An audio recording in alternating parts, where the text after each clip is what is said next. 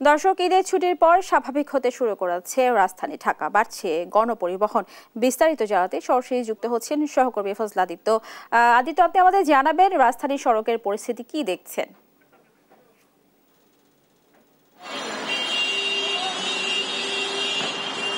স্নেহা, যেমনটি বলছিলেন, রাজধানীর যে চিত্র সেটি মূলত হচ্ছে টানা ঈদুল আজহার যে দীর্ঘ ছুটি, সেই ছুটির শেষে কিন্তু কর্মব্যস্ত দিনে কিন্তু মানুষ ঢাকা শহরে আসতে শুরু করেছে এবং যাদের বিভিন্ন গন্তব্য যাওয়ার কথা, বিভিন্ন গন্তব্যে পৌঁছানোর জন্য ইতিমধ্যে কিন্তু তারা রওনা দিয়েছেন।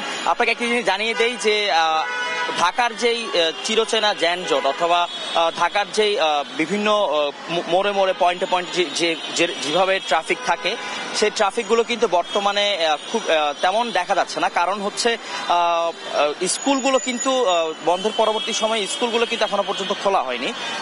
এছাড়া কিন্তু প্রত্যেকটি এক মোড়ে মোড়ে কিন্তু যান চলাচল কিন্তু স্বাভাবিক রয়েছে। এর পাশাপাশি গণপরিবহনের কথা যদি বলি, গণপরিবহনগুলোও কিন্তু রয়েছে, তবে গণপরিবহনের যেই বিগত সময়ে আমরা দেখেছি যে যাত্রী নেয়ার যে তাড়াহুড়ো অথবা যাত্রী নেয়ার যে সকল প্রবণতা, সেগুলো কিন্তু আমরা অনেকাংশেই দেখছি না। অর্থাৎ তেমন একটি তাড়াহুড়ো নাই যাত্রীদের। এর পাশাপাশি চালকরাও কিন্তু স্বাচ্ছন্দ্যে গাড়ি চালাচ্ছে।